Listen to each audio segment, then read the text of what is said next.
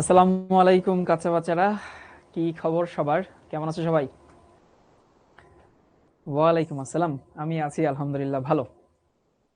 তোমাদের ক্লাসে আসার সময় এমনিতেই ভালো হয়ে যায় বুঝছো।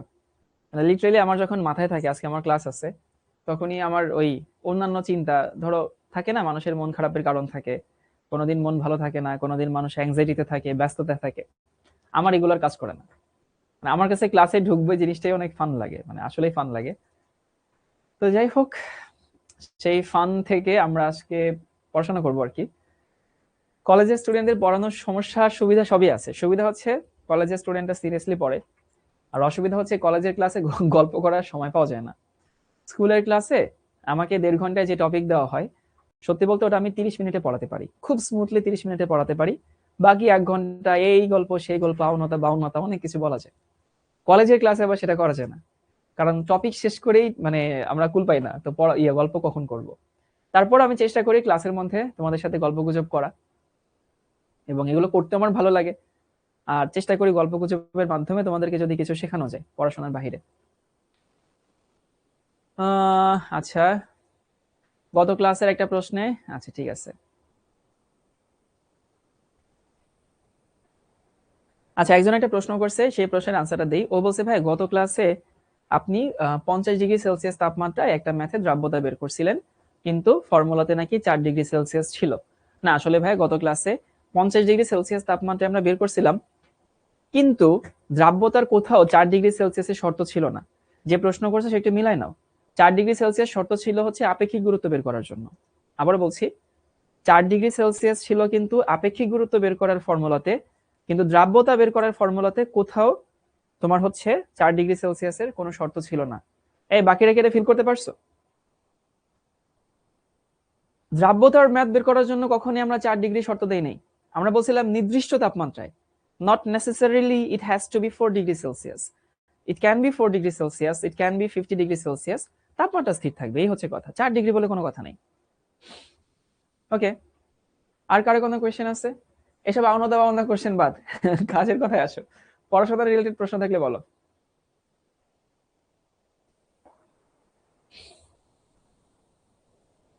তোমাদের জন্য পড়াশোনা যে এখন কত সহজ হয়েছে!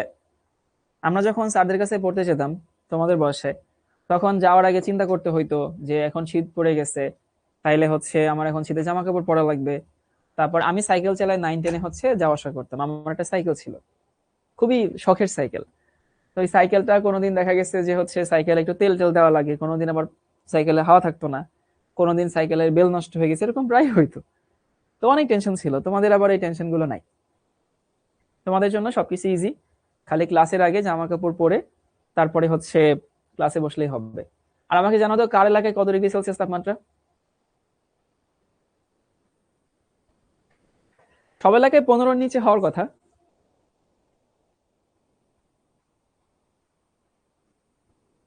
কত ডিগ্রি? 10 ডিগ্রি? এই 10 ডিগ্রি এই সন্ধ্যার সময় কোথাও থাকার কথা না। 11, 12, 16, 15, 10। নাইস। ওকে, 8 ডিগ্রি, 11 ডিগ্রি, 16 ডিগ্রি, নাইস। তাপমাত্রা যতই কম হোক, তুমি কিন্তু নিচে নামা যাবে না। তাপমাত্রা নিচে নামুক, তোমাকে উপরে উঠে যেতেই হবে। তো সবাই জয়েন করতে থাকুক, আমরা ইন দ্য মিন টাইম আগের ক্লাসটা সংক্ষেপে রিক্যাপ করি, তাহলে তোমাদের জন্য সুবিধা হবে। এই যে আমাদের গত ক্লাস ছিল, এই যে আমার গত ক্লাসের ছবি। এই দেখো, আমার এক্সপিরিয়েন্স কিন্তু এখন 11 বছর হয়ে গেছে, দেখছো? শিখা আপডেট করে নাই। একটা বছর যে চলে গেল, সে একটা বছরে আমার এক্সপিরিয়েন্স বাড়ছে না? এবং আগেও 10 লাখ ছিল, এখন যে আমি 10 লাখের পরে গত 1 বছর যে পড়াইছি সেখানে তো আরো 1-2 লাখ অ্যাড হয়েছে। সেগুলো কেন অ্যাড করলাম না, দাঁড়াও, এটা নিয়ে একটা স্পার আছে। আমরা গত ক্লাসে দ্রাব্যতার কিছু বেসিক শিখছিলাম।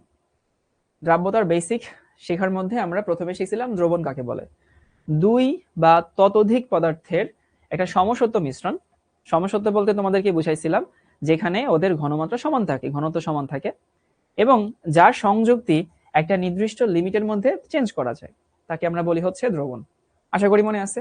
দ্রবণে দ্রাবক থাকে, দ্রব থাকে। যার পরিমাণ বেশি সে দ্রাবক, যার পরিমাণ কম সে হচ্ছে দ্রব। মনে আছে এগুলা? আশা করি মনে আছে।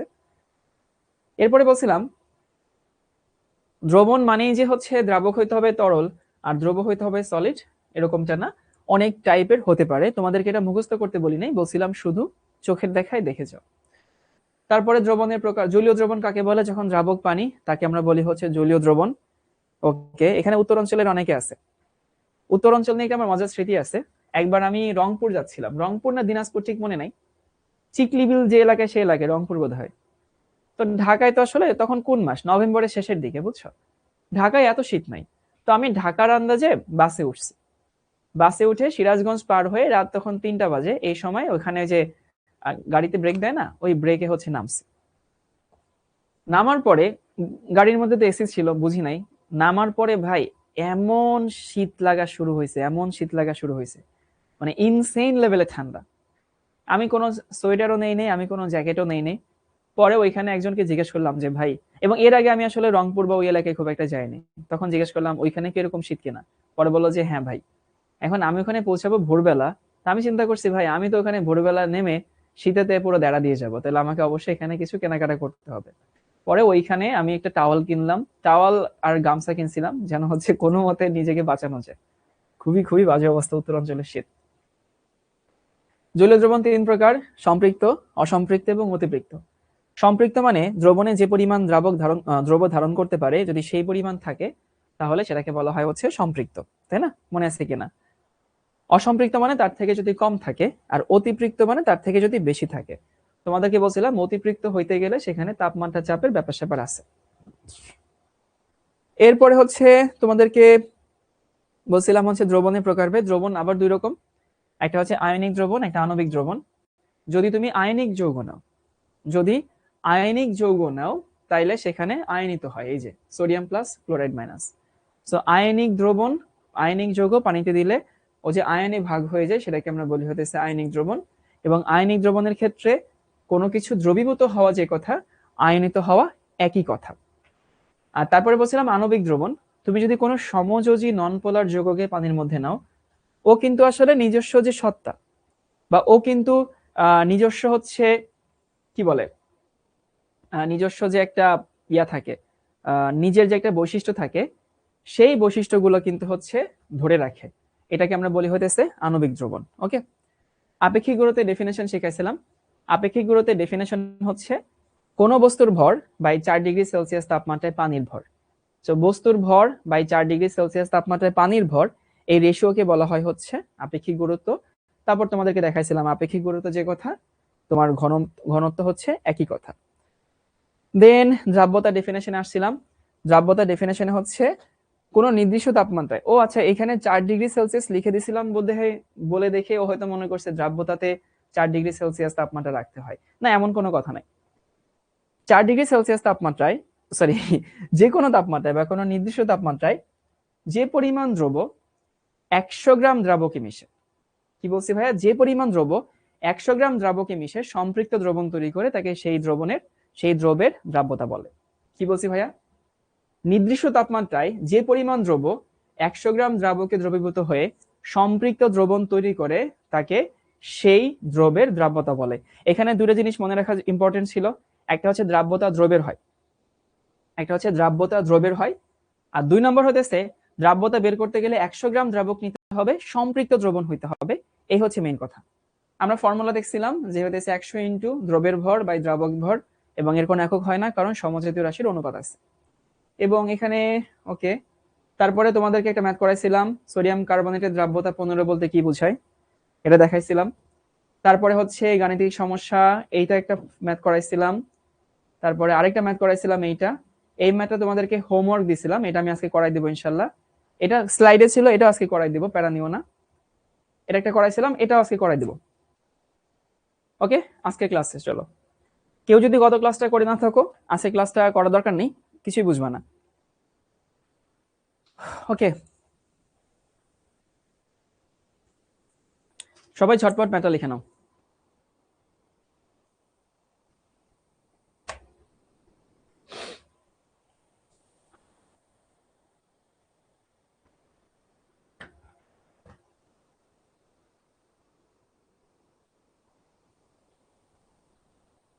আপেক্ষিক গুরুত্বের একক হয় না, তাসনুভা ইসলাম।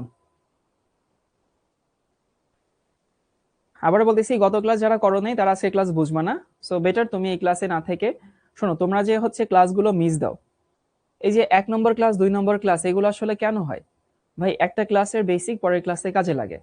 সো তোমরা নিজ দায়িত্বে যদি কোনো ক্লাস মিস হয়, হতেই পারে, ইটস নর্মাল, নিজ দায়িত্বে you need to cover that class, তারপরে তুমি পরের ক্লাসে আসবা।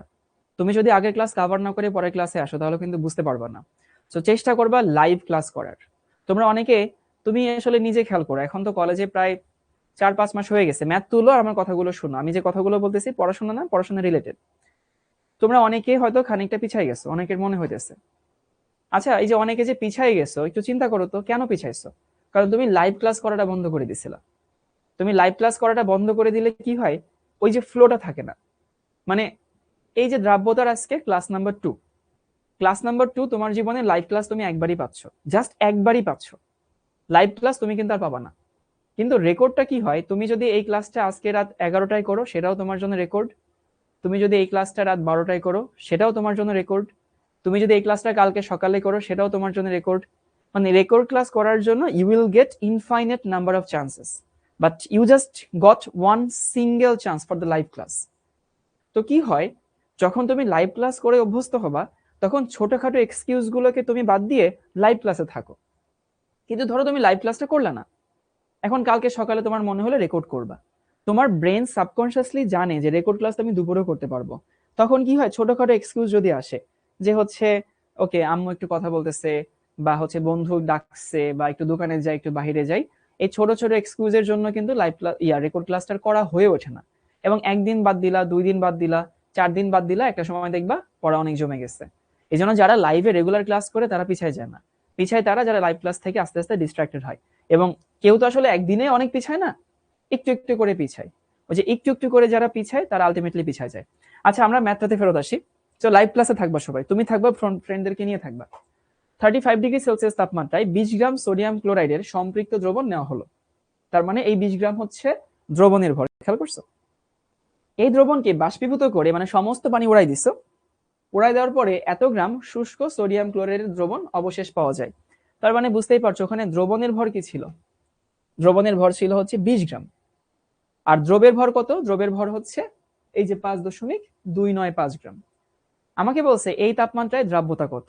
তাহলে দ্রাব্যতার ফর্মুলা কি মনে আছে কাঁচা বাচ্চারা? এস সমান হচ্ছে, ওরে মোটা দাগ,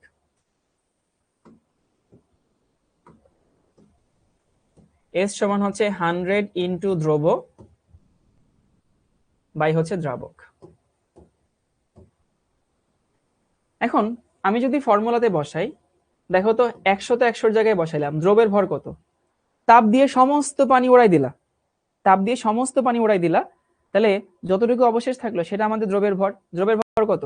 এই যে এখানে হচ্ছে 5.295, 5.295।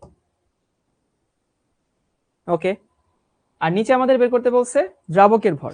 এখন দ্রাবকের ভর কিন্তু সরাসরি দেওয়া নাই, কিন্তু আমার দ্রবণের ভর দেওয়া আছে। আমরা তো এটা বুঝি যে দ্রাবক সমান কি, দ্রাবক সমান হচ্ছে দ্রবণ মাইনাস দ্রব, এই তো।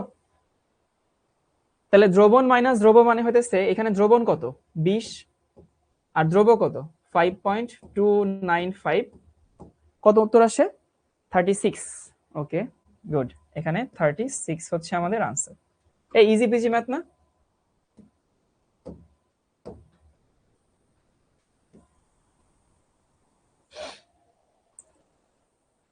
Thirty five point nine seven বা এর খুব কাছাকাছি মান আসে। কার কার উত্তর মিলছে বলো?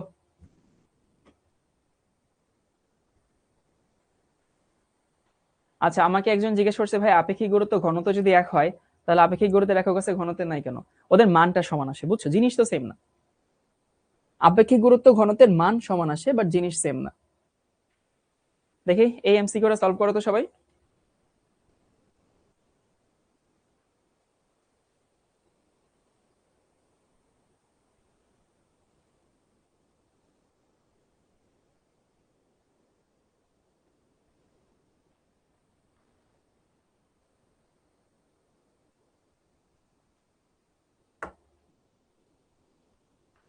এটা ডিউতে আসা প্রশ্ন, আমি এখানে তোমাকে বলবো কোন রকমের ক্যালকুলেটর ছাড়া করবা।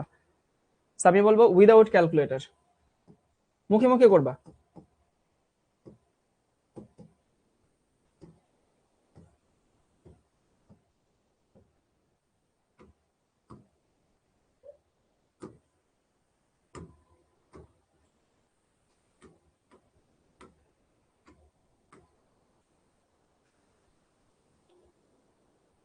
30°C তাপমাত্রায় কোন দ্রবের দ্রাব্যতা 50।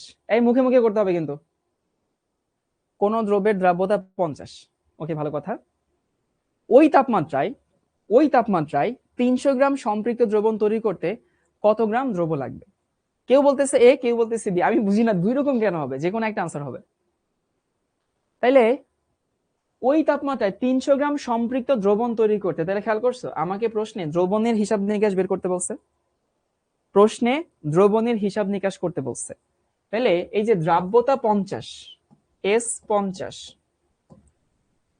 যদিও আমি যেভাবে লিখে দিচ্ছি তোমাদেরকে এত লুতুপুতু করে করা অঙ্ক এটা না, এটা এক লাইনে মুখে মুখে করার অঙ্ক। তো আমি তোমাদেরকে একটু লুতুপুতু করে দিই, কারণ অনেকে ভুলভাল আনসার দিচ্ছ। তো দ্রাব্যতা 50 মানে হচ্ছে 150 গ্রাম দ্রবণে 50 গ্রাম দ্রব আছে। আমি বিশ্বাস করি আমার কাঁচা বাচ্চারা এই লাইনটা বুঝে। একবার 150 কেমনে লিখলেন ভাইয়া? এই দ্রাব্যতা 50 মানে দ্রাবক বাই ডিফল্ট 100, বলে দেওয়া থাকুক আর না থাকুক, দ্রাবক বাই ডিফল্ট 100। তাহলে দ্রাবক 100, দ্রব 50, তাহলে দ্রবণ কত? 150 যোগ করো। 150 কেন নিছেন ভাই? আমার তো দ্রবণ লাগবে, এই যে সম্পৃক্ত দ্রবণ, প্রশ্নে দ্রবণ নিয়ে ডিল করতে বলছে, so we need to pick the solution version. তাহলে 150 গ্রামে 50 গ্রাম দ্রব আছে, তাহলে এখানে তোমার হচ্ছে 300 গ্রামে কত হবে? 300 গ্রামে ডাবল হবে, 300 গ্রামে হবে হচ্ছে 100। যারা 100 বের করছো খুবই ভালো, যারা 50 150 চিন্তা করছো তারা কিন্তু এখনো কনসেপ্টে তাদের ঝামেলা আছে। হয় কনসেপ্টে ঝামেলা আছে, না হলে তোমাদের আসলে থিঙ্কিং ক্যাপাবিলিটি এখনো ডিপ হয় নাই। কিন্তু আবারও বলতেছি, যে যারা যে বি বলতেছো, 150 বলতেছো, ভাই তুমি এই ভুলটা করবা, এটা বুঝছে দেখে ঢাবি এই 150 আনসারে রাখছে। তো যারা 100 আনসার দিচ্ছে খুবই ভালো, যারা 150 আনসার দিচ্ছে ক্রিটিক্যাল থিঙ্কিং বাড়াবা, আরো সচেতন ভাবে চিন্তা করবা, আর একটু কেয়ারফুলি চিন্তা করবা যে আমাকে কি চাইছে, কি বের করতে হবে। ওকে, আমরা এই ম্যাথটা করি। এই ম্যাথটা তোমাদের গতকালকে ক্লাসে ছিল, ঝটপট লিখে নাও, আর ম্যাথ তোলা হইলে বলবা।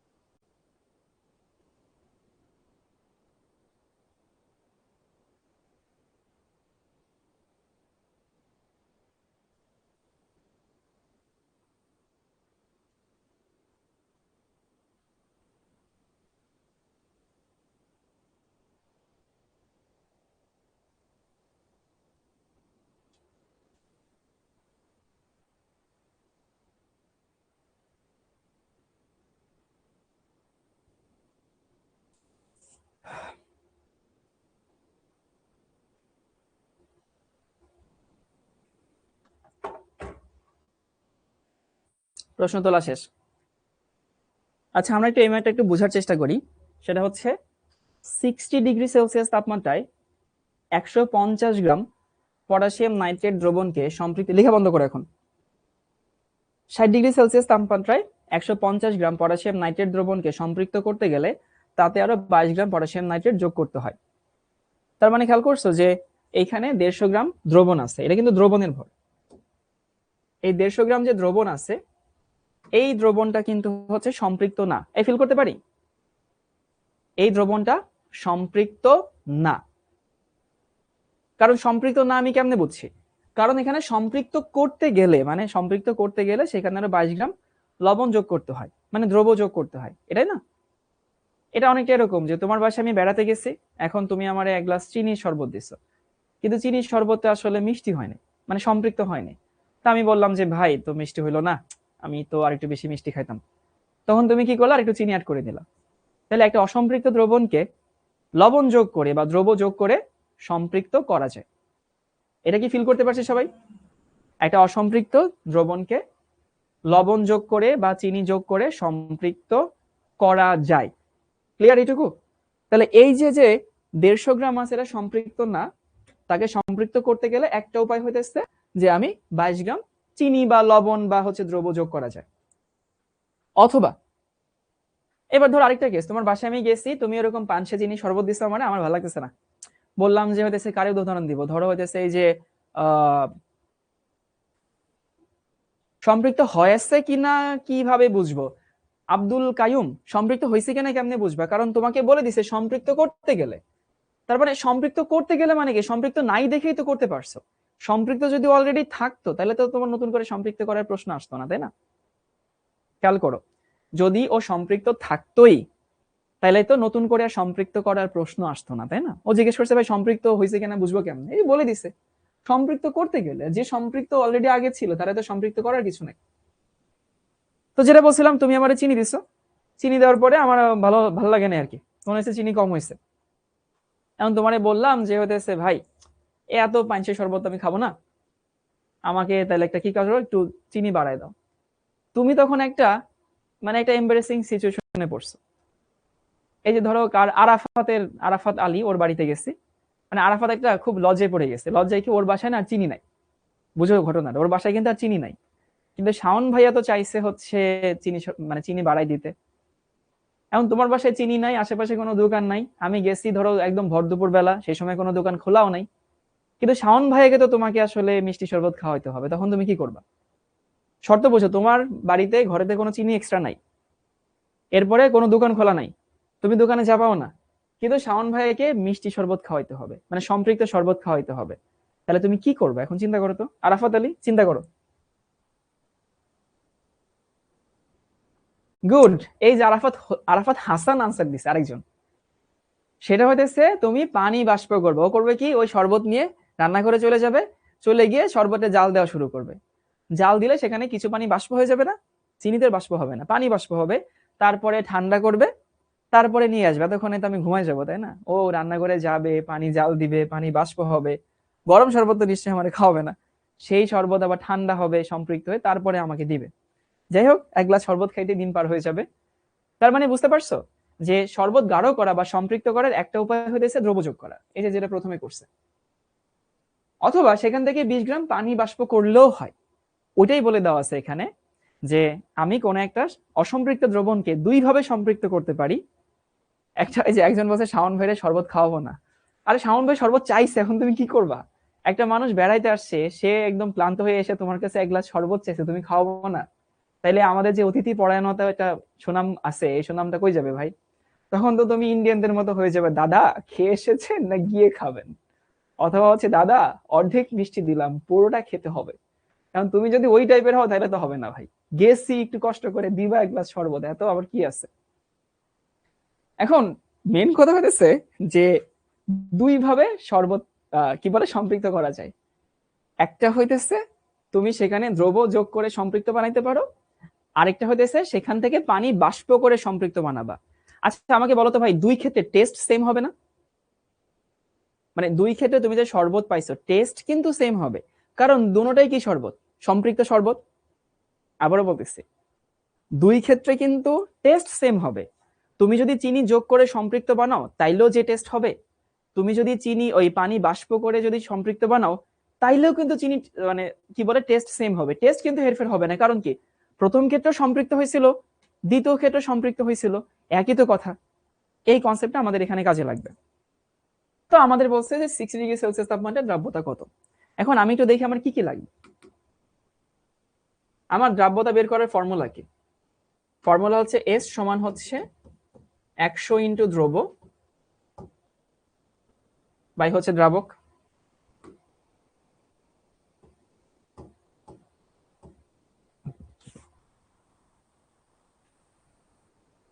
একশো ইন্টু দ্রব্য বাই হচ্ছে দ্রাবক।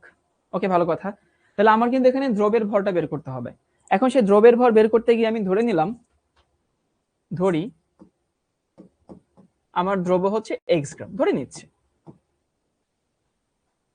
ধরতে তার কোনো সমস্যা নেই, ধরলাম দ্রব্য হচ্ছে এক্স গ্রাম। এখন সবাই একটু লেখা বন্ধ করবা, খাতায় লেখা বন্ধ করো, কমেন্টে লেখা বন্ধ করো। দ্রব্য যদি এক্স গ্রাম হয় তাহলে প্রথম ক্ষেত্রে আমি এরকম একটা রেশিও বের করব। রেশিওটা হচ্ছে দ্রব্য বাই হচ্ছে দ্রাবক, এই রেশিওটা বের করতে চাই, বুঝছো? দ্রব্য বাই হচ্ছে দ্রাবক, সরি দ্রব্য বাই দ্রাবক না, দ্রব্য বাই দ্রবণ। রেশিওটা কেন বের করবো পরে বোঝাচ্ছি। আচ্ছা, প্রথম ক্ষেত্রে যখন আমি সম্পৃক্ত বের করছিলাম, প্রথম ক্ষেত্রে সম্পৃক্ত দ্রব্য কত?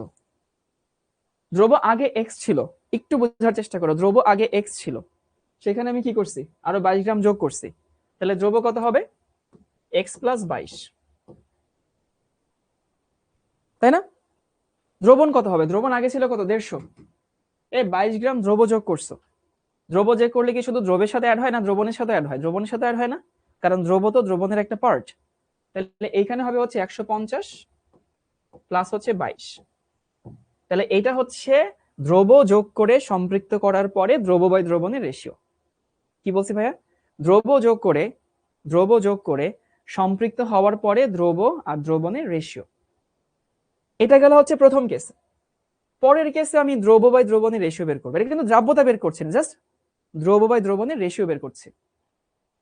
আচ্ছা, পরের ক্ষেত্রে আমি 20 গ্রাম পানি বাষ্প করছি, তাহলে এখানে কি x মাইনাস 20 হবে নাকি শুধু x হবে? বলো তো কাচ্চা বাচ্চারা, তোমার কমন সেন্স কি বলে?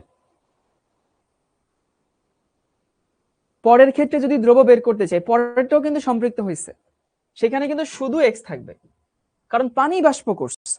পানি বাষ্প করলে কিন্তু দ্রব্য পরিবর্তন হয় নাই, কিন্তু দ্রবণ কত হবে? 150 মাইনাস 20, দ্রবণ কিন্তু পরিবর্তন হবে। কারণ কি, তুমি যদি হচ্ছে এখানে দ্রাবক বাষ্প করো তাহলে সেখানে কিন্তু দ্রবণও কমে যাবে। তাহলে এইটা সম্পৃক্ত দ্রবণের দ্রব্য বাই দ্রবণ রেশিও, এটা সম্পৃক্ত দ্রবণের দ্রব্য বাই দ্রবণ রেশিও। এই দুটাকে আমি কি ধরতে পারি ভাইয়া? সমান ধরতে পারি না? পারি কি পারি না বলো?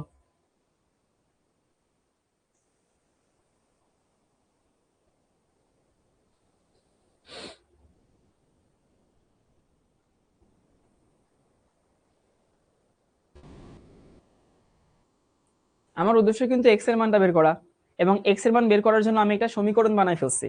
এখন এই সমীকরণে এক্স এর মানটা বের হবে, দেখো তো এক্স এর মানটা কত বের হয়।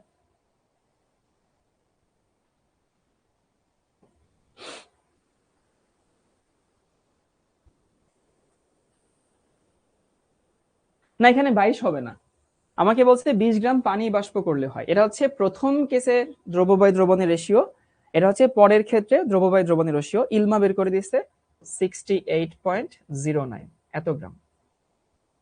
ভালো কথা।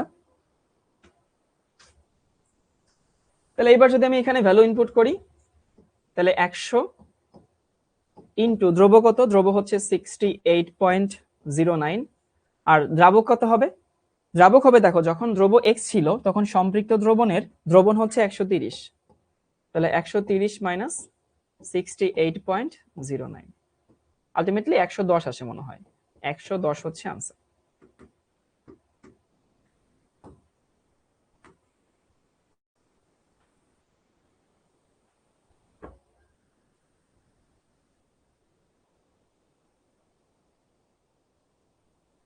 সবাই একটু তুলে নাও, যদি কেউ বুঝতে না পারো আমি রিক্যাপ করবো, সমস্যা নেই।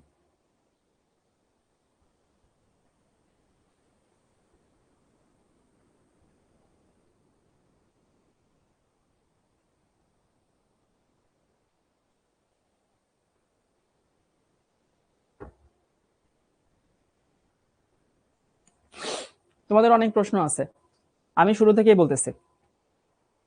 সেটা হচ্ছে আমরা একটা অসম্পৃক্ত দ্রবণকে দুইভাবে সম্পৃক্ত করতে পারি। একটা হচ্ছে তাতে আরো 22 গ্রাম পটাশিয়াম নাইট্রেট যোগ করি, মানে সেখানে আমি দ্রব্য যোগ করছি, অথবা সেখান থেকে আমি দ্রাবক বাষ্প করছি, মানে দুইভাবে সম্পৃক্ত করা যায়। কিন্তু দুইভাবেই আমি তো এক জায়গায় পৌঁছাইছি, সম্পৃক্ত দ্রবণে পৌঁছাইছি, তাই না? তাহলে দুই ক্ষেত্রে দ্রব্য বাই দ্রবণের রেশিওটা সমান। ওই যে বলছিলাম যে আমি যখন শরবত খাইলাম তখন চিনি যোগ করে শরবত সম্পৃক্ত করলেও আমি যে টেস্টটা পাবো, আমি পানি বাষ্প করে সম্পৃক্ত করলেও সেম টেস্টটাই পাবো। অনেকে 130 কেমন হয়েছে বুঝতেছে না, বুঝা দিচ্ছি, সমস্যা নেই। এখন আমি দুইভাবে সম্পৃক্ত করছি। আমি ধরে নিলাম সেখানে দ্রব্য হচ্ছে এক্স। এখন দ্রব্য যদি এক্স হয়, আমার এক্স এর মানটা বের করতে হবে, তাহলে আমাকে একটা সমীকরণ বানাইতে হবে। এখন এই সমীকরণ বানানোর ক্ষেত্রে আমি চুজ করলাম যে দ্রব্য বাই দ্রবণের রেশিও বের করব, এবং যেহেতু দুইটাই সম্পৃক্ত, তার মানে দুই জায়গায় দ্রব্য বাই দ্রবণের রেশিওটা সমান থাকে। তাহলে প্রথম ক্ষেত্রে কি ঘটনা ঘটছে, প্রথম ক্ষেত্রে যখন 22 গ্রাম দ্রব্য যোগ করছি, তখন দ্রব্য আগে তো এক্স ছিল, পরে 22 গ্রাম যোগ করছি, ওটা দ্রবণের সাথে অ্যাড হয়েছে, কারণ দ্রব্য অ্যাড করলে দ্রব্য তো অ্যাড হবেই, দ্রবণের সাথে অ্যাড হইতেছে। পরের ক্ষেত্রে আমি শুধু পানি বাষ্প করছি, তাহলে শুধু যদি পানি বাষ্প করি তাহলে এক্স এর সাথে কোনো প্লাস মাইনাস হবে না, এক্স যা ছিল তাই আছে। কিন্তু পানি বাষ্প করলে যদিও মনে হইতেছে পানি বাষ্প হয়েছে, বাট দ্রবণও তো কমছে, কারণ দ্রবণ থেকেও তো আসলে এখানে পানি বাষ্প হয়েছে। তাহলে এখানে 130 থাকে, সেখানে আমরা বের করলাম হচ্ছে 68.09, গেল এইটুকু। এবার আসি যে এইখানে তাহলে দ্রাব্যতার ইকুয়েশনে আমি 100 ইন্টু দ্রব্য বাই দ্রাবক, এখন দ্রব্য 68.09 বসাইছি, এটা নিয়ে কারো কোনো প্রশ্ন নাই। অনেকের প্রশ্ন আসতেছে যে এখানে 130 কেন নিছে। তোমার কাছে তিনটা দ্রবণ এখানে আছে, তিনটা দ্রবণের মধ্যে কি কি আছে, তোমার কাছে একটা দ্রবণ আছে হচ্ছে 150। 150 দ্রবণ তুমি নিতে পারবা না, কারণ 150 যখন ছিল তখন সেখানে ছিল হইতেছে অসম্পৃক্ত, আমার তো এখানে সম্পৃক্ত দ্রবণের ডাটা নিতে হবে, তাহলে 150 আমি নিতে পারবো না। তোমার কাছে আরেকটা দ্রবণ আছে, সেটা হচ্ছে 172। 172 যখন দ্রবণের ভর ছিল, মানে এখানে তো তুমি দ্রবণ মাইনাস দ্রব্য করবা, তাই না, দ্রাবক লাগবে, তো দ্রবণ মাইনাস দ্রব্য। এখন এটা নিয়ে কারো কোনো প্রশ্ন নেই, প্রশ্ন তো এটা নিয়ে। এখন 172 যখন দ্রবণ, তখন কিন্তু দ্রব্য ছিল এক্স প্লাস 22।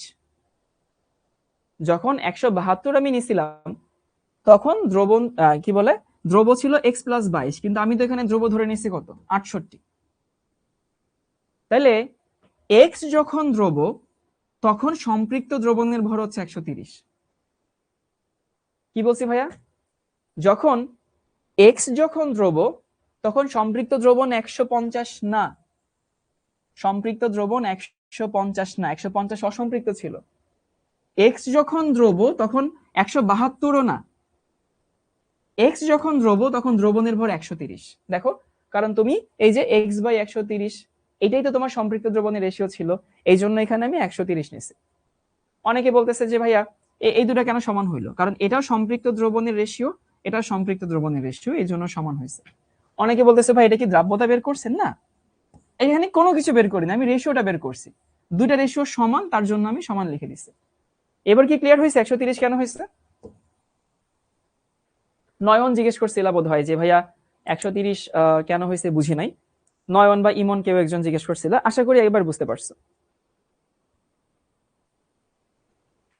ওকে, যারা বুঝো নাই তারা হচ্ছে একটু বাসায় নিজে দেখে নিও, রেকর্ডটা দেখে নিও, তাহলে বুঝতে পারবা। ঠিক আছে, এই ম্যাথটা লিখে নাও। শোনো, এই ম্যাথটা আসলে যদু বন্ধু মানে যদু মধু কুদু টাইপের ম্যাথ না, এটা আসলে অনেক কঠিন ম্যাথ। এই ম্যাথটা কখন আসবে, যখন যখন তুমি অ্যাডমিশন টেস্টে যাবা, ধরো বুয়েটে পরীক্ষা দিতে যাচ্ছ, বা কুয়েট চুয়েট রুয়েটে পরীক্ষা দিতে গেছো, সেই পরীক্ষাতেও আমরা অনেক সময় বড় ভাইদের কাছে শুনি না যে অনেক কঠিন প্রশ্ন আসছে। সো অ্যাডমিশন টেস্টে অনেক কঠিন প্রশ্ন আসছে, এই টাইপের প্রশ্ন আসে, বুঝছো? সো এটা যদু মধু কুদু টাইপের ম্যাথ না, যদি কেউ না বুঝে থাকো প্যারা নিও না, তুমি বাসায় দু একবার একটু নিজে ভাবো, ভাবলে মিলে যাবে। মাহিমা বলছে 150 কেন হবে না, 22 যোগ করলেই তো হয় না। না, 22 যোগ করলে 172 নিতে হবে।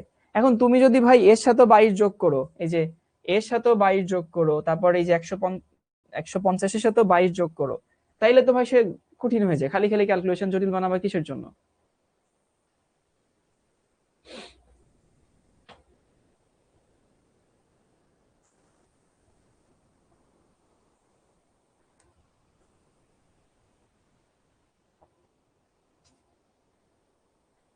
40 ডিগ্রি সেলসিয়াস তাপমাত্রায় কোন দ্রব্যের দ্রাব্যতা যদি 80 গ্রাম হয়, এটা হচ্ছে কুয়েট আশামাত, কুয়েট।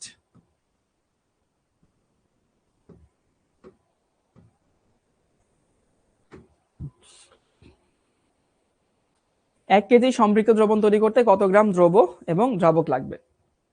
তাহলে 1 কেজি সম্পৃক্ত দ্রবণ, খেয়াল করো, তোমার লাগবে কার হিসাব নিকাশ, দ্রবণের হিসাব নিকাশ লাগবে, তাই না?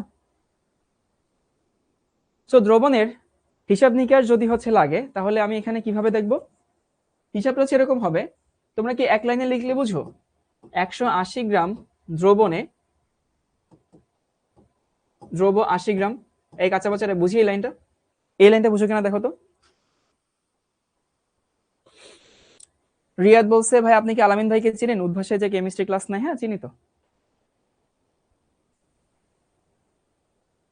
180 গ্রাম দ্রবণে দ্রব হচ্ছে 80 গ্রাম, এই যে এইখান থেকে নিচ্ছি দ্রাব্যতা 80, দ্রাব্যতা 80 মানে দ্রব 80, তাহলে দ্রাবক কত 100, যোগ করলে কি হয় 180। ভালো কথা।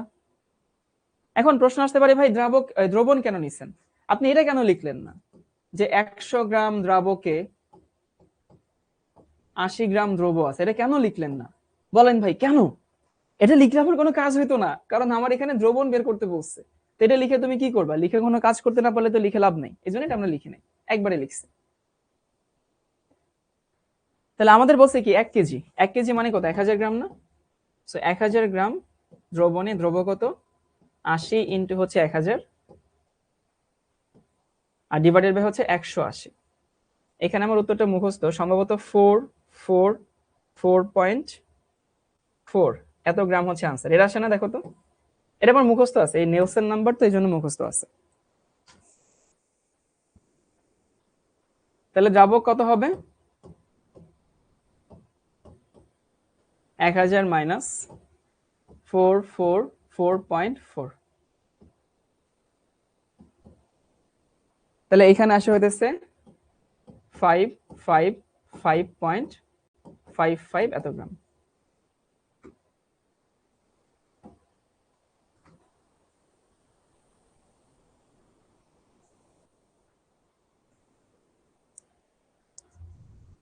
তাইলে আমরা দেখলাম যে দ্রাব্যতা দেওয়া আছে হচ্ছে 80, ওই তাপমাত্রায় 1 কেজি সম্পৃক্ত দ্রবণ তৈরি করতে কত গ্রাম দ্রবণ লাগে, এত গ্রাম দ্রবণ লাগে, এত গ্রাম দ্রাবক লাগে। এটা খুবই ইজি প্রশ্ন, এখানে আসলে কোনো ব্যাপার না। এরপর হচ্ছে তোমাদের যে ম্যাথটা হোমওয়ার্ক দেওয়া ছিল সেই ম্যাথটা আমি একটু সলভ করে দিই। এটা হোমওয়ার্ক দেওয়া ছিল, সবাই এই ম্যাথটা তুলে নাও।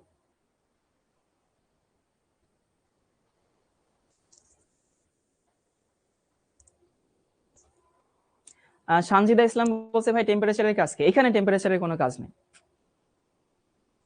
এটা আমি লিখবো হচ্ছে তোমাদের বোর্ডের উপরে। কি রে ভাই কই গেল? টু বোর্ডের উপরে সামহাও লেখা যায়, এটার উপর দিয়ে লেখা যায় মনে হয়।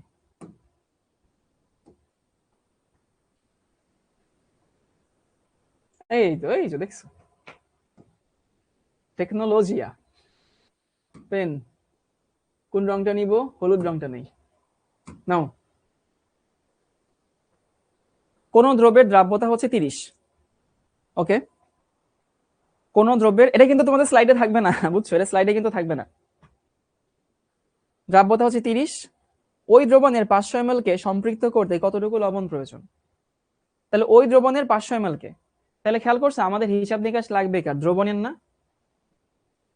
হিসাব নিকাশ দ্রবণের লাগবে। তাহলে দ্রাব্যতা 30, এই কথাটার অর্থ কি? 130 গ্রাম, সুন্দর লেখা হয়তো, আরে বাহ, 130 গ্রাম দ্রবণে দ্রব হচ্ছে 30 গ্রাম, অনেক স্মুথ লাগতেছে বুঝছো। এটা কিন্তু স্লাইডের উপরে লিখতেছি না, এটা কিন্তু স্ক্রিনের উপরে লিখতেছি। এই যে স্ক্রিন দেখো, এখানেও লেখা আসে, দেখছো? 130 গ্রাম দ্রবণে দ্রব 30। প্রশ্ন আসতে পারে ভাই দ্রবণের নিয়ে কেন করলেন, এখানে দ্রবণ কেন নিচ্ছেন? কারণ আমার এখানে দ্রবণ চাইছে। কিন্তু খেয়াল করো এখানে তো আয়তন আছে, এখানে আয়তন আছে, আমার এখানে তো ভর আছে, তাহলে এই আয়তনকে ভর বানানো যায়। আপেক্ষিক গুরুত্ব দেওয়া আছে, তোমাদেরকে একটা মজার ট্রিক শিখাইলাম, আপেক্ষিক গুরুত্ব মানে কি? ঘনত্ব না, মনে আছে? তাহলে বাচ্চাকালে একটা ফর্মুলা শিখছিলা, রো সমান কি? এম বাই ভি বা ডাব্লিউ বাই ভি, তাই না? তাহলে ডাব্লিউ সমান কি? Rho into V. এই রো এর মানে আসলে আপেক্ষিক গুরুত্ব 1.2 ইন্টু ভি এর মান কত? 500 ml। তাহলে এখানে থাকে 600 গ্রাম, মানে দ্রবণের আয়তন 500 ml দেওয়া আছে, ওটাকে আমি 600 গ্রাম বানাই ফেলছি, কারণ আমার এখানে গ্রাম লাগবে। তাহলে এত গ্রামে আছে 30 গ্রাম, অতএব 600 গ্রামে যতটুকু আছে 30 ইন্টু হচ্ছে 600 বাই হচ্ছে 130, এই কত আসে answer? 138.46 Masum Akhtar, thank you. 138.46 এই হচ্ছে আমাদের আনসার। এখানে তো বক্স করা যাবে না। এই বুঝিয়ে আছি সবাই? নূর সাইদা বলছে ঐকিক নিয়ম না করে সূত্র দিয়ে করলে হবে, কোনো সমস্যা নাই। তুমি যখন আর দু একদিন একটু প্র্যাকটিস করবা, দেখবা যে হচ্ছে অটোমেটিক্যালি তোমার সূত্র এগুলো মাথায় চলে আসবে। এটা একদম এক্সট্রিমলি ইজি প্রশ্ন। আচ্ছা, রজত কান্তি বলছে ভাই সহজ ছিল কিন্তু ঘনত্বটা ধরতে পারি নাই। ওই যে এই জন্য তো তোমাকে শিখালাম আপেক্ষিক গুরুত্ব মানে হচ্ছে ঘনত্ব। ওকে, ক্লিন, বাদ দেই, আমরা আমাদের কাঙ্ক্ষিত স্লাইডে চলে যাই। কিরে বাবা, এইখানে এরপরে আরেকটা ম্যাথ ছিল তোমাদের। এই ম্যাথটা হচ্ছে আমি একটু তোমাদেরকে স্লাইডে লিখে দিচ্ছি। দেখো এই যে একটা ম্যাথ ছিল, এটা তো করে দিলাম। এইটা মোল ভগ্নাংশ দিয়ে একটা ম্যাথ ছিল না?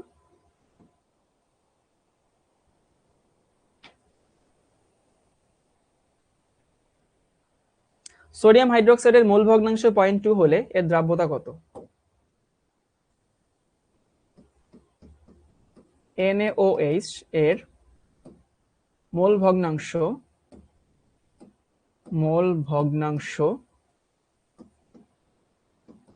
0.2 হলে জলীয় দ্রবণে, এটা কি পারছো কেউ?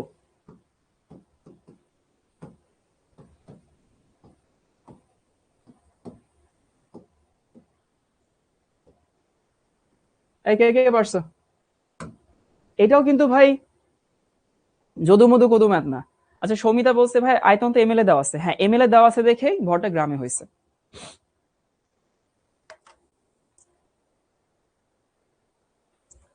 আমি পারছি, যাক। এটা খুবই ভালো ম্যাথ, খুবই ভালো ম্যাথ। এই ম্যাথে একটা লাভ ইমোজি দিয়ে রাখলাম।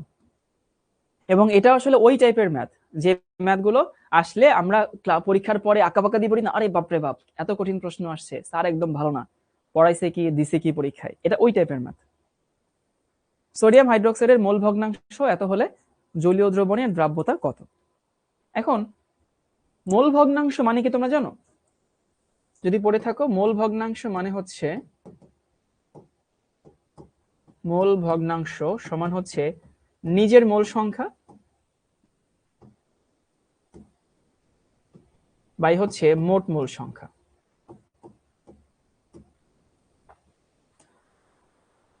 মোল ভগ্নাংশ, ভগ্নাংশ মানে কি বুঝতে পারছো? একটা রেশিও হবে, হর এবং লব থাকবে। হ্যাঁ, পরিবেশ রসায়নের মোল ভগ্নাংশ। নিজের মোল সংখ্যাকে তুমি মোট মোল সংখ্যা দিয়ে ভাগ করলে মোল ভগ্নাংশ পাবা। আর মোল ভগ্নাংশ গুলোর সামেশন করলে কত হয় জানো? সামেশন অফ মোল ভগ্নাংশ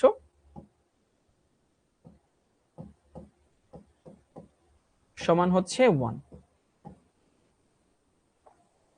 সবসময় মোল ভগ্নাংশগুলোর যোগফল কত হয়? 1 হয়। ওকে, ঠিক আছে ভাইয়া। এবার আসি, আমাকে সোডিয়াম হাইড্রোক্সাইডের মোল ভগ্নাংশ দেওয়া আছে 0.2, তাহলে জলীয় দ্রবণের দ্রাব্যতা কত? তাহলে বুঝতে পারছো যে সোডিয়াম হাইড্রোক্সাইড কিন্তু একলা একলা নাই, জলীয় দ্রবণ আছে। জলীয় দ্রবণ মানে কি? সোডিয়াম হাইড্রোক্সাইড আর পানি একসাথে মেশানো আছে, তাই না? এখানে কিন্তু সোডিয়াম হাইড্রোক্সাইড একলা না, এর সাথে পানি আছে, মানে সোডিয়াম হাইড্রোক্সাইডের সাথে পানি মেশানো আছে। এখন আমি ধরি ওইখানে সোডিয়াম হাইড্রোক্সাইড আছে হচ্ছে x গ্রাম, NaOH আছে হচ্ছে x গ্রাম। আমি এটাও ধরে নিচ্ছি পানি কত আছে, ধরে নিলাম পানি হচ্ছে y গ্রাম, ধরে নিচ্ছি। সোডিয়াম হাইড্রোক্সাইড x গ্রাম, পানি হচ্ছে y গ্রাম। এখন যদি হচ্ছে আমাকে মোল ভগ্নাংশ বের করতে বলে, সোডিয়াম হাইড্রোক্সাইডের মোল ভগ্নাংশ কত? 0.2। 0.2, তাহলে উপরে কার মোল সংখ্যা হবে? উপরে সোডিয়াম হাইড্রোক্সাইডের মোল সংখ্যা হবে, তাই না? এখন মোল সংখ্যা মানে কি মনে আছে? মোল সংখ্যা মানে ভর বাই আণবিক ভর, 9 ছিল, এই তো। তাহলে সোডিয়াম হাইড্রোক্সাইডের ভর কত? x, আণবিক ভর কত? 40 না? আর নিচে মোট মোল হবে। মোট মোল মানে কি? সোডিয়াম হাইড্রোক্সাইডের ভর, মোল সংখ্যা প্লাস পানির মোল সংখ্যা। তাহলে এখানে সোডিয়াম হাইড্রোক্সাইডের মোল হচ্ছে x/40 আর পানির মোল সংখ্যা হচ্ছে y/18। এটা আমাদের 1 নং ইকুয়েশন।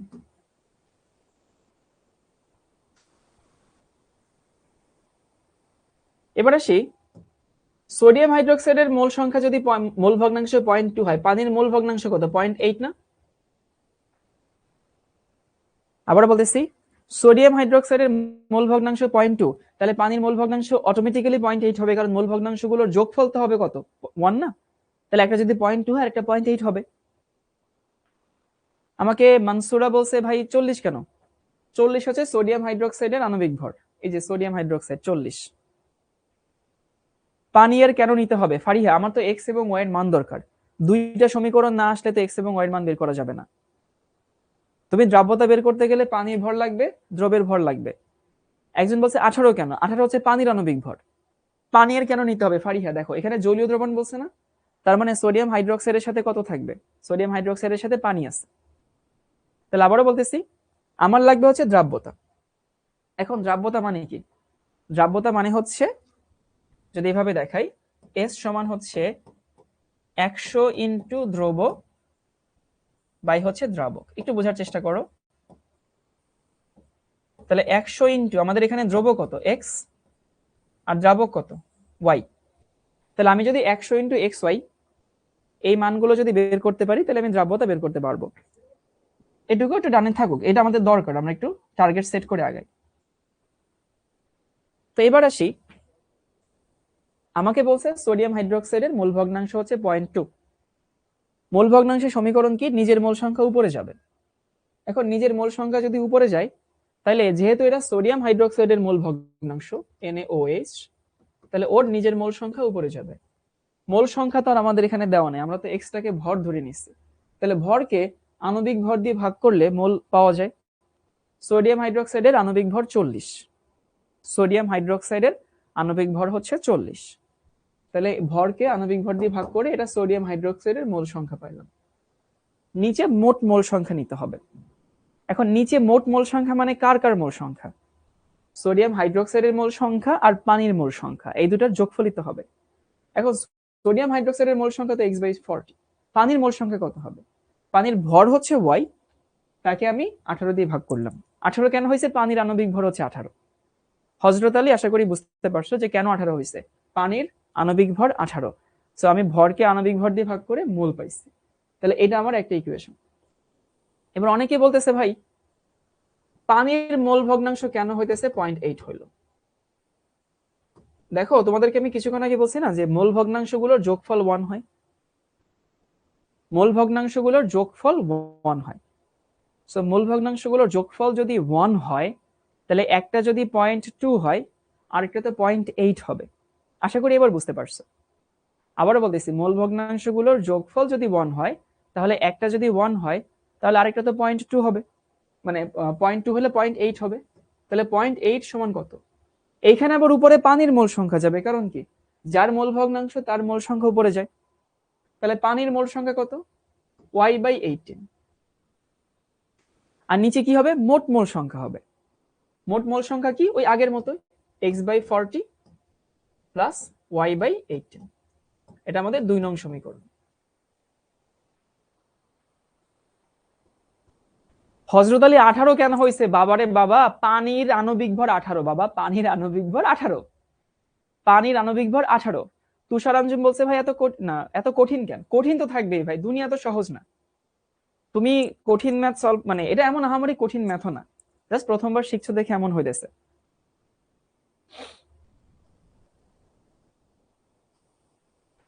রাকিবুল ইসলাম 0.8 কেন হলো? ঠিক আছে, তুমি স্প্যামিং করেই যাও ভাই, তুমি স্প্যামিং করে যাও, অনেকবার আনসার দিচ্ছি। 0.8 বুঝি নাই। 0.8 হয়েছে ভাই দুই জিনিসের যোগফল 1। তাহলে একটার মূল ভগ্নাংশ যদি 0.2 হয়, আরেকটার মূল ভগ্নাংশ কত হবে ভাই? আমাকেই বলো তোমরা। একটা যদি 0.2 হয়, যোগফল তো 1, তাহলে আরেকটার কত হবে? 1 থেকে বিয়োগ করো 0.2 রে, যা আসে তাই বিয়োগ করলে 0.8 থাকে আর কি। বুঝছো এবার? এখন আমার এক্স এবং ওয়াই এর ভ্যালু বের করতে হবে। তো এক্স এবং ওয়াই এর ভ্যালু যদি বের করি, তুমি 1 নং রে 2 নং দিয়ে ভাগ করো। এটা সহজ ম্যাথ না, এটা সবাই বুঝবে না, খুবই স্বাভাবিক। কারণ আমি এখানে আসলে সবাইকে তো পড়াতে হয় আমার। এখানে কেউ আছে যে পাশ করলেই খুশি, আর কেউ আছে যে ভাই বুয়েটে টপার হইতে চায়। তো আমি আসলে সবাইকে নিয়ে আগাতে চাচ্ছি। এখানে তোমাদের জন্য যেমন ধরো একটু কথা বলে রাখি, এই যে এই ম্যাথ যখন করাইছিলাম তখন আমার অনেক কাছে বাচ্চা বিরক্ত হয়েছিল যে ভাই সেম নিয়মের ম্যাথ আর কয়বার করাবেন, অনেকে বিরক্ত হয়েছে। তারপরে তো আমি করাইছি, কারণ ওই যে আমার কিছু উইক কাচ্চা বাচ্চা আসছে, ওদের জন্য আমি এটা করাইছি। তো তখন যারা বিরক্ত হয়েছিল তারা আবার এটা মজা পাইতেছে, আমি জানি। তো এটা সবসময় সব ম্যাথ তোমার এক্সপেকটেশনের সাথে অ্যালাইন করবে না, সব সময় সব ম্যাথ তোমার ক্যাপাসিটির সাথেও অ্যালাইন করবে না, এটা করে না, দুনিয়া কখনো এরকম হয় না, বুঝছো? সেই জন্য আমাকে সবাইকে নিয়ে আগাইতে হয়। শিয়া বলছে যোগফল 1 কই পাবেন, আমি বলছি তাই যোগফল 1, শাওন ভাই বলছে মূল ভগ্নাংশের যোগফল 1, তার জন্য। এই 1 নং দিয়ে 2 নং দিয়ে যদি ভাগ করি তাহলে এই পাশে কি দাঁড়ায়, 0.2 বাই হইতেছে 0.8 সমান, এখানে x/40 থাকে, আর এটুকু তো কাটাকাটি যায়, বুঝতেই পারছো নিচের অংশটুকু সেম না, ইনটু এখানে যাবে হচ্ছে 18 বাই হইতেছে y, তাহলে 18 আর 40, আলটিমেটলি x/y সমান কি থাকে, 5/9 থাকে বোধহয়, এটা থাকে না, দেখো তো।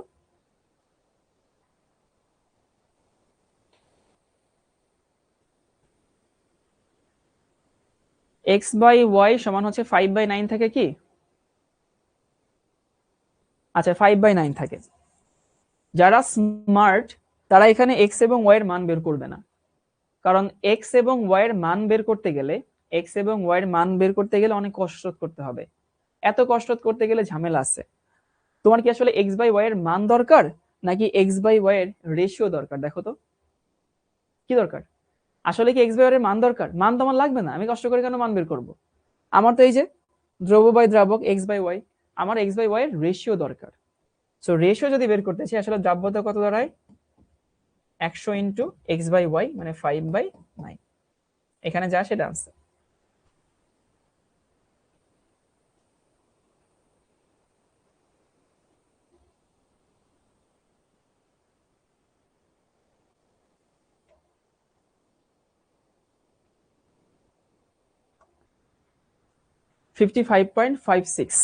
ওকে নাইস, 55.56 এই হচ্ছে আমাদের আনসার।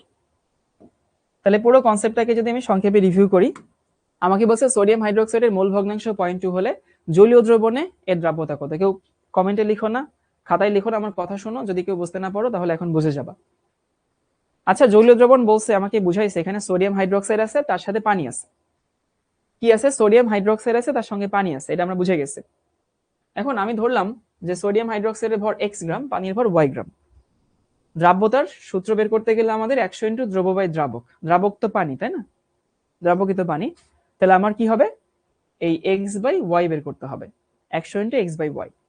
এখন সোডিয়াম হাইড্রোক্সাইডের মোল ভগ্নাংশ 0.2 যদি হয়, 0.2 সমান মানে কত, সোডিয়াম হাইড্রোক্সাইডের মোল সংখ্যা বাই নিচে মোট মোল সংখ্যা। এখন ওর মোল সংখ্যা বের করার ফর্মুলা কি, ভর বাই আণবিক ভর, আর নিচে ওর নিজের মোল সংখ্যা তো ওইটাই, পানির মোল সংখ্যা y/18, 18 কি ওর আণবিক ভর, তাহলে এটা ওর মোল ভগ্নাংশ। দুইটার মোল ভগ্নাংশের যোগফল তো 1 হয়, তাহলে সোডিয়াম হাইড্রোক্সাইডের মোল ভগ্নাংশ 0.2 হলে, আর যেহেতু শুধু পানি আছে, পানির মোল ভগ্নাংশ হইতেছে 0.8, তাহলে 8 সমান উপরে পানির মোল সংখ্যা, নিচে ওই সেম আগের মোল সংখ্যা। 1 নং রে 2 নং দিয়ে ভাগ করছি, ভাগ করে এখানে থাকে হইতেছে, নিচেটা কাটাকাটি যায়, x/40 গুণ দিয়ে এটা উল্টে দাও, y 18/y, x/y এর রেশিও পাইছি, তারপর মান বের করছি। ওকে, তাহলে এইটুকু ছিল হচ্ছে আমাদের দ্রাব্যতা রিলেটেড ম্যাথ। আমি সবাইকে একটু পুরো কনসেপ্টটা সংক্ষেপে রিভিউ করি। 100 গ্রাম দ্রাবকে যে 1 নং 1 ধরা যাবে না, আমি মান বের করতে গেছি না, 1 ধরা যাবে না, আমি হচ্ছে দ্রাব্যতার মেইন কনসেপ্টটা হচ্ছে 100 গ্রাম দ্রাবকে যে পরিমাণ দ্রব্য মিশে সম্পৃক্ত দ্রবণ তৈরি করে তাকে সেই দ্রব্যের দ্রাব্যতা বলা হয়। সো দ্রাব্যতা মানেই হচ্ছে 100 গ্রাম দ্রাবকে যে পরিমাণ দ্রব্য আছে সেইটা। ওকে, একজন বলছে 0.2 কই থেকে আসলো মিম, 0.2 তো দেওয়া আছে বাবা, এই যে 0.2 দেওয়া আছে, প্রশ্নে দেওয়া আছে। তো তুমি যখন ম্যাথ করবা তোমার জাস্ট চোখ কান খোলা রাখতে হবে, প্রশ্নে কি চাইছে এবং প্রশ্নে কি দেওয়া আছে। তুমি খেয়াল করছো আমি এতক্ষণ পর্যন্ত, গতকালকে থেকে শুরু করে আজকে পর্যন্ত যতগুলো ম্যাথ করাইছি জাস্ট ওই একটা লাইনের উপর ভিত্তি করে করাইছি। ফিল করতে পারো যে 100 গ্রাম দ্রাবকে যত গ্রাম দ্রব্য আছে, জাস্ট ওই একটা লাইনের উপরে বেসিস করে সব অঙ্ক করাইছে এতক্ষণ পর্যন্ত। কেন করানো হয়েছে, তুমি যেন অনেকগুলো অ্যাঙ্গেল থেকে ওই একটা সমীকরণকে দেখতে পারো, অনেকগুলো অ্যাঙ্গেল থেকে। কখনো আমি মোল ভগ্নাংশ দিয়ে করাইছি, কখনো আমি দুইভাবে সম্পৃক্ত করে করাইছি, কখনো আমি আয়তন দেওয়া আছে ভর বের করে করাইছি, কখনো হচ্ছে দ্রব্য দ্রাবকের রেশিও দিয়ে করাইছি। সো তোমাকে বিভিন্ন অ্যাঙ্গেল থেকে ওই একটা লাইনকে দেখা আমি শেখাইছি, কারণ পরীক্ষায় অ্যাডমিশন টেস্টে তুমি যখন বসবা তখন বিভিন্ন অ্যাঙ্গেল থেকে তোমাকে দেখতে হবে, এই অ্যাঙ্গেল থেকে দেখাটা শিখতে হবে আর কি, বুঝছো? এবার আসি দ্রাব্যতার নিয়ামক, নতুন টপিক।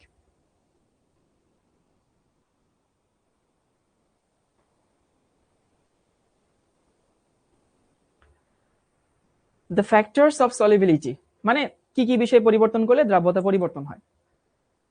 দ্রাব্যতা তো দ্রবের ধর্ম, তাহলে দ্রব্য পরিবর্তন করলে দ্রাব্যতা পরিবর্তন হয় আর কি। ওকে, এটা নিয়ে আসলে কোনো পড়াশোনা নাই, মানে এটা নিয়ে তো সমস্ত পড়াশোনা। দ্রাবক, যদিও দ্রাব্যতা দ্রবের ধর্ম, দ্রাবকের ধর্ম না, কিন্তু কথা হতেছে দ্রাবক পরিবর্তন করলেও দ্রাব্যতা পরিবর্তন হয়, এটা নিয়ে আসলে পড়াশোনা নাই। পড়াশোনা এই দুইটা নিয়ে আছে, চাপ এবং তাপমাত্রা। প্রথমে লিখে নাও চাপের প্রভাব। সুবা বলছে নিয়ামক কি? নিয়ামক মানে ফ্যাক্টরস, কি কি জিনিস পরিবর্তন করলে দ্রাব্যতা পরিবর্তন হয়। আচ্ছা চিন্তা করো তো, এই যে সলিড, এই বোর্ডে আমি চাপ দিচ্ছি, পরিবর্তন হচ্ছে? হবে না কিন্তু। সলিড জিনিসকে চাপ দিলে পরিবর্তন হয় না, তরলকেও হয় না। তাহলে চাপের প্রভাব আছে, শর্ত কি জানো? শর্ত হচ্ছে দ্রব্য হইতে হবে গ্যাস, আর দ্রাবক হইতে হবে হচ্ছে তরল।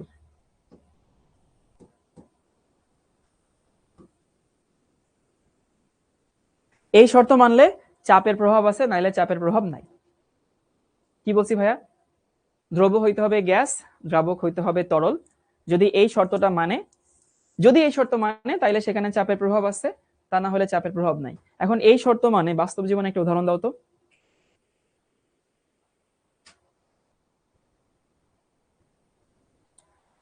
একটা রিয়েল লাইফ এক্সাম্পল দাও, এনিওয়ান?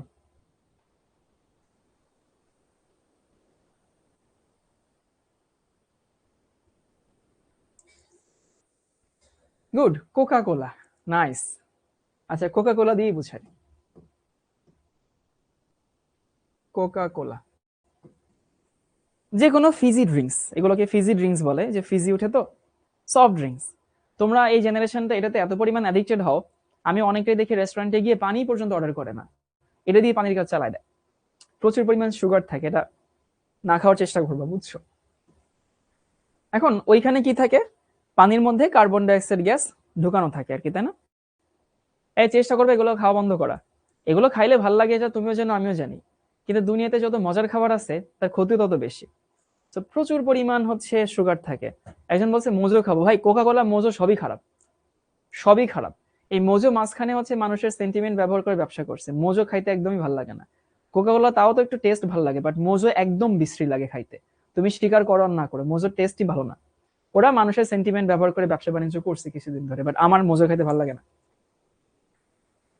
এখন আমার কথা হচ্ছে যে দ্রব্য হচ্ছে গ্যাস আর দ্রাবক হচ্ছে তরল, যদি এই শর্ত মানে তাইলে সেটা হইতেছে তোমার এই চাপের প্রভাব আছে। কোনোটাই খাবা না, কোকা কোলাও খাবা না, পেপসিও খাবা না, মোজো খাবা না, স্প্রাইটও খাবা না, সেভেন আপও খাবা না, কিচ্ছু খাবা না, এগুলো খাওয়া বাদ দিয়ে দেবো, পানি খাবা, পানি। হ্যাঁ, কোনো ইসরায়েলি পণ্য কোনো ইসরায়েলি পণ্য, বাংলাদেশি পণ্য কোনোটাই খাওয়া লাগবে না, এটা খাবাই না তুমি। চা খাবা, পানি খাবা, শেষ।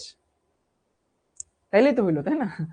তখন আর এই দেশি পণ্য ওই দেশি পণ্য চুজ করাই লাগলো না, তুমি খাইলেই তো না। এই যে থাকে না যে prevention is better then cure. তো তুমি যদি পানি খাও তাহলে তো তোমার আর ওই সমস্যা আসতেছে না যে কি করবা না করবা। ড্রিঙ্কও খাওয়া যাবে না, পানি খাবা, পানি ভাই পানি। কফি খাবা চিনি ছাড়া। তো আমরা যেখানে ছিলাম সেখানে আসি, সেটা হইতেছে এটা যে ধরো আমি একটা কোকা কোলার কথা চিন্তা করি, তো সেইখানে যখন ওই বোতলটা ম্যানুফ্যাকচার করা হয় তখন এর মধ্যে ধরো যে এর মধ্যে হচ্ছে পানি আছে, এবং এর মধ্যে কি ঢোকানো হয়েছে, কার্বন ডাইঅক্সাইড ঢোকানো হয়েছে। কার্বন ডাইঅক্সাইড ঢোকানো হয়েছিল কিন্তু অনেক চাপ দিয়ে, মানে যখন ওই বোতলটা ম্যানুফ্যাকচার করা হয় তখন অনেক চাপ দিয়ে কার্বন ডাইঅক্সাইড ভিতরে ডিজলভ করে দেওয়া হয়েছিল। যখনই আমরা ক্যাপটা খুলি তখনই কি সেই কার্বন ডাইঅক্সাইডটা বের হয়ে যায় না? আবার বলতেছি, যে যখনই হচ্ছে আমরা এই গ্যাসটা খুলি তখনই বা ক্যাপটা খুলি তখনই কিন্তু সেখান থেকে হইতেছে পানি বের হয়ে যায়, গ্যাসটা বের হয়ে যায়। এই তো, তাহলে খেয়াল করছো আমি যখন ক্যাপটা খুলি তখন সেখানে কি হয়েছে, সেখানে হইতেছে গ্যাস বের হইতেছে, চাপ কমাই দিছি। আর যখন তুমি ম্যানুফ্যাকচার করা হয়েছিল তখন সেখানে চাপ বাড়তি ছিল। আবারও বলতেছি, যখন এই বোতলটা ম্যানুফ্যাকচার করা হয়েছে তখন সেখানে চাপ বেশি ছিল, সেটা ডিজলভ ছিল। যখন চাপ কমাইছি তখনই সেটা ডিজলভ থেকে বের হয়ে গেছে। তাহলে চাপ বেশি ছিল, দ্রাব্যতা বেশি। খেয়াল করো, চাপ বেশি ছিল, দ্রাব্যতা বেশি। চাপ কমাইছি, দ্রাব্যতা কমে গেছে। আবার বলতেছি, চাপ বেশি ছিল, দ্রাব্যতা বেশি। চাপ কমাইছি, দ্রাব্যতা কমে গেছে। তাহলে বলো তো ভাই, এটা কি সমানুপাতিক না ব্যস্তানুপাতিক?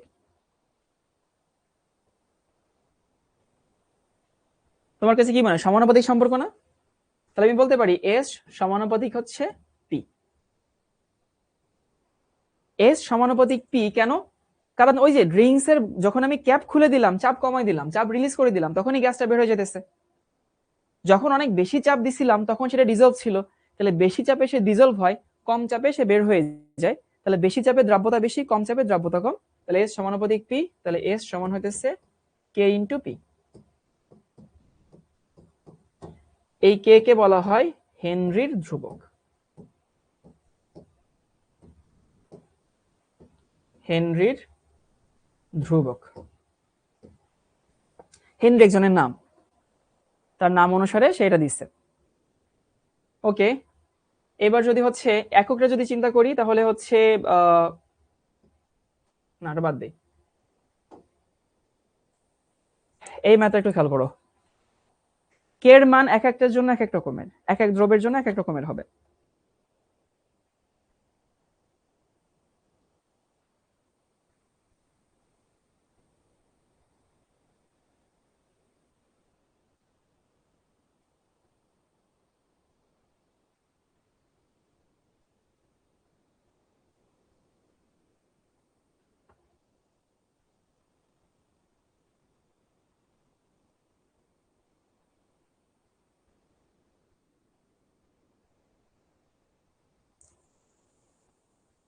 এসটিপিতে কার্বন ডাইঅক্সাইড গ্যাসের দ্রাব্যতা এত হলে হেনরির ধ্রুবকের মান কত?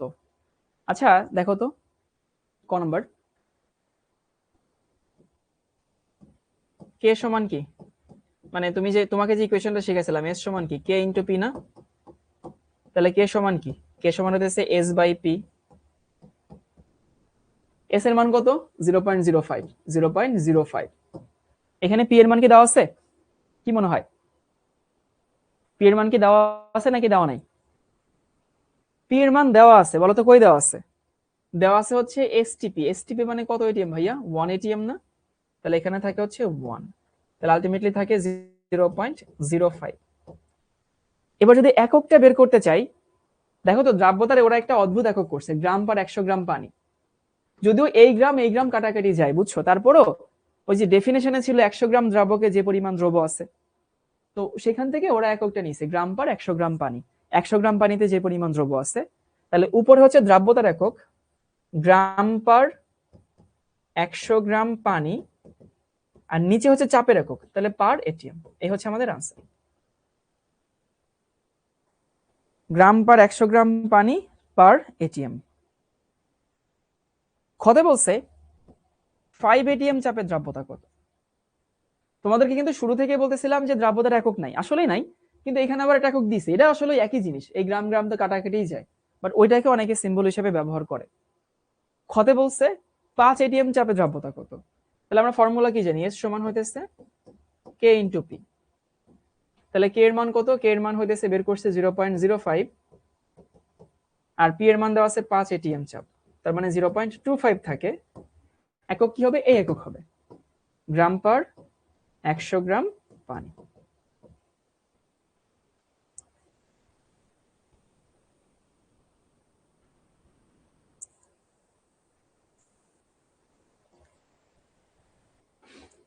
রাবে বলছে গ্রাম পার গ্রাম বুঝি নাই ভাইয়া, মানে দ্রাব্যতার এককে অনেক সময় বইতে এটাও দেওয়া হয়, গ্রাম পার 100 গ্রাম পানি। চিন্তা করো তুমি ডেফিনেশনে কি শিখছিলে, 100 গ্রাম দ্রাবকে যে পরিমাণ দ্রব্য আছে, 100 গ্রাম দ্রাবকে যে পরিমাণ দ্রব্য আছে। তাহলে 100 গ্রাম পানিতে যত গ্রাম দ্রব্য আছে ওইটাকেই ডেফিনেশনটাকেই সরাসরি একক হিসেবে বসাই দিচ্ছে।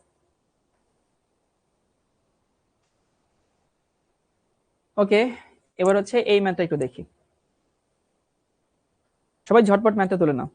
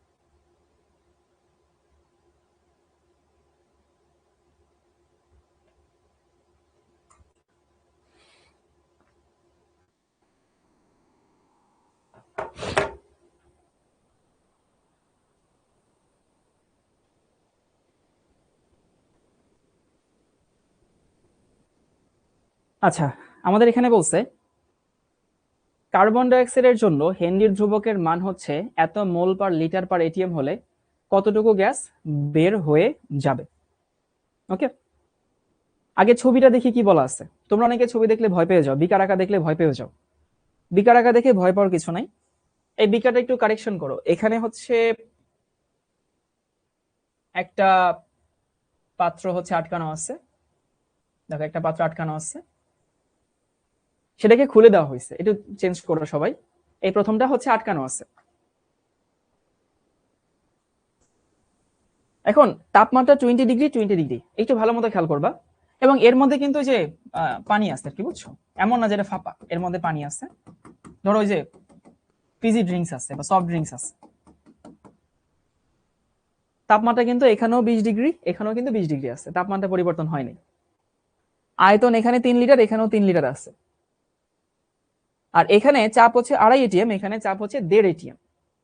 তাহলে তোমরা কি ফিল করতে পারছো যে কিছু গ্যাস বের হয়ে গেছে না? এই বুঝি বাচ্চা বাচ্চারা, কিছু গ্যাস বের হয়ে গেছে, বের হয়ে গেছে দেখে তো গ্যাসের চাপটা কমে গেছে, এটুকু বুঝছো, কে কে বলো।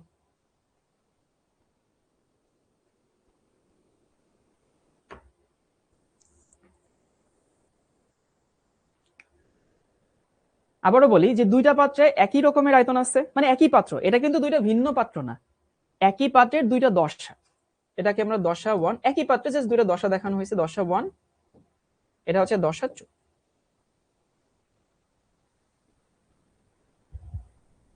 3 লিটার পাত্র, 3 লিটার পাত্র আটকানো ছিল, খুলে দেওয়া হয়েছে, কিছু গ্যাস বের হয়ে গেছে, ওই যে তুমি যখন পেপসি কোকা কোলার খুললো, বোতল খুললো, তখন যে গ্যাসটা বের হয়ে যায় ওইটা। আমাকে বলছে কতটুকু গ্যাস বের হয়ে গেছে। এখন আমি মনে মনে ধরে নিচ্ছি যে এখানে N1 মোল গ্যাস ছিল,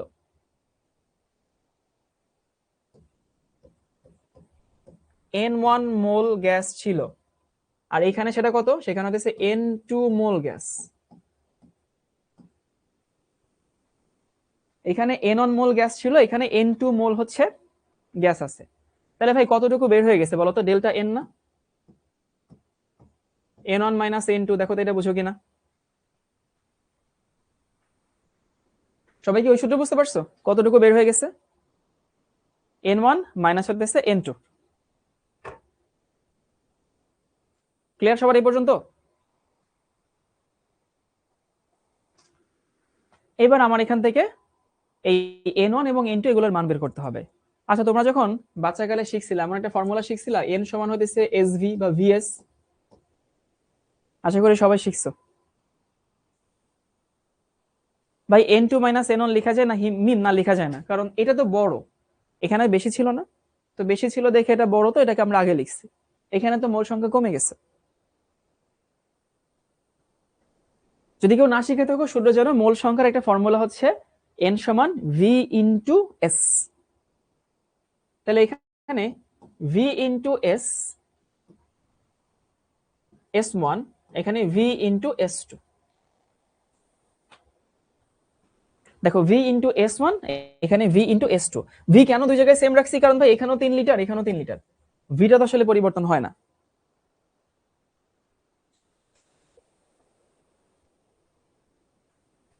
এখানে এসটা আসলে কি, এই এসটা কিন্তু ঘনমাত্রা, বুঝছো, এসটা হচ্ছে ঘনমাত্রা। এবার তোমাদেরকে একটা নিনজা ফর্মুলা শেখাই। নিনজা ফর্মুলা হইতেছে, সবাই একটু লিখে নাও, যে সম্পৃক্ত দ্রবণের ঘনমাত্রাকেও দ্রাব্যতা বলা হয়। এটা লিখে নাও সবাই, সম্পৃক্ত দ্রবণের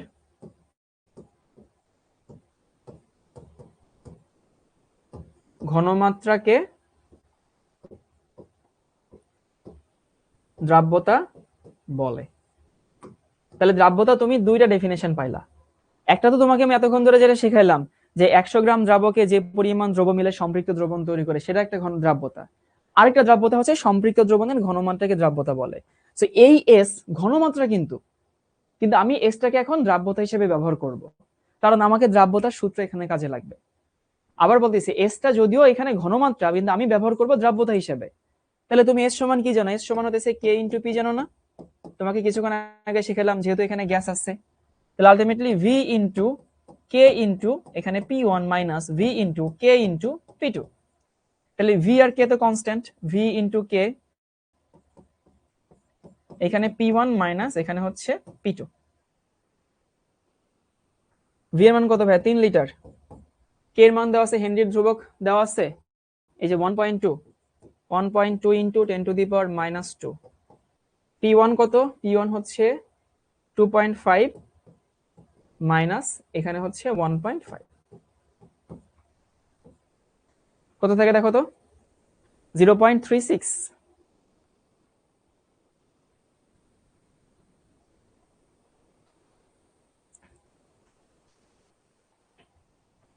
0.36 এত মোল, এটা হচ্ছে আমাদের বের হয়ে গেছে। তুমি চাইলে মোলকে ভর বানাইতে পারো 0.036, দেখছো তোমাদের হিসাব নিকাশের উপরে ভরসা করা যায় না, 0.036 এত মোল, চাইলে ভর বানাই দিতে পারো, নাকি মোল চাইছে 0.036, যেহেতু কার্বন ডাই অক্সাইড না, ইন্টু 44, এই যে এত কি বের হইলো, গ্রামে বের হলো।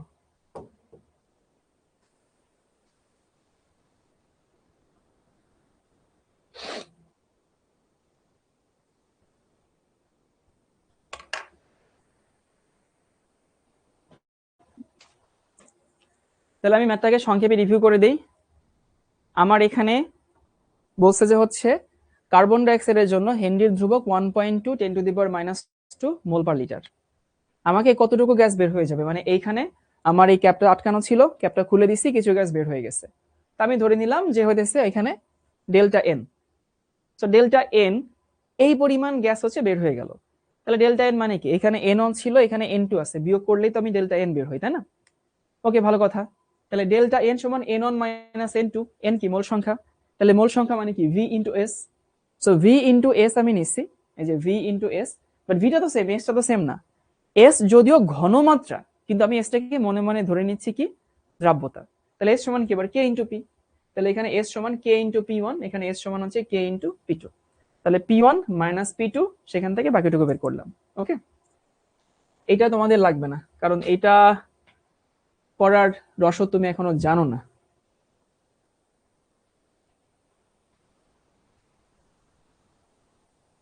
তাইলে আমরা দেখলাম দ্রাব্যতার উপরে চাপের প্রভাব। আজকের না যে তাপমাত্রা পড়াতে গেলে তোমাদের মাথা নষ্ট হয়ে যাবে। সবাই কি ম্যাথ গুলো ফিল করতে পারছো?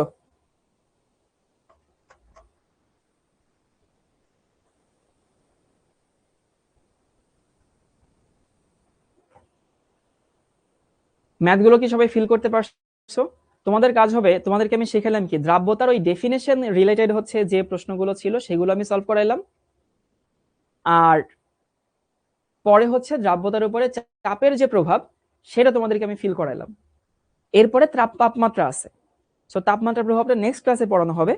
এবং সো ফার তোমরা বইয়ে যে ম্যাথগুলো আছে বা বিভিন্ন জায়গায় যে ম্যাথগুলো আছে সেই ম্যাথগুলো একটু ভালো মতো হচ্ছে সলভ করবা, ঠিক আছে? তো আজকে আমি একটু আগে ছাড়ছি, তোমাদের আগের দিন 15 মিনিট বেশি নিছিলাম না? নিছিলাম তো মনে আগের দিন। তো আগের দিন যে 15 মিনিট বেশি নিছিলাম, সেই 15 মিনিট আজকে তোমাদেরকে 12 মিনিট 10 মিনিট আগে ছাড়তেছি।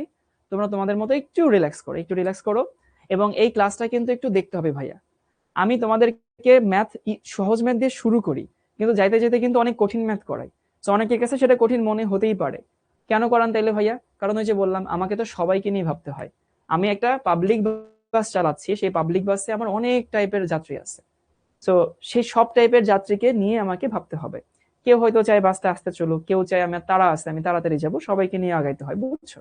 আশা করি তোমরা বুঝবা। যাদের বুঝতে একটু কষ্ট হয় একটু মাথা খাটাইতে হবে ভাই। এটা তোমার মেনে নিতে হবে যে ভাইয়া আমার বুঝতে একটু কষ্ট হয়, তাহলে তোমাকে 4বার পড়তে হবে। তারা যদি একবার বুঝে যাও তাহলে ভালো, কিন্তু হতাশ হওয়া যাবে না। যা 4বার বোঝা দরকার 4বার বুঝবে, এটাকে মেনে নাও আগে। যদি আমার 10বার পড়তে হয় বোঝার জন্য আমি 10বার পড়বো, কিন্তু পড়তে হবে। সো নেক্সট ক্লাসে দেখা হচ্ছে ইনশাল্লাহ। ভালো থেকো সবাই, আল্লাহ হাফেজ সবাইকে।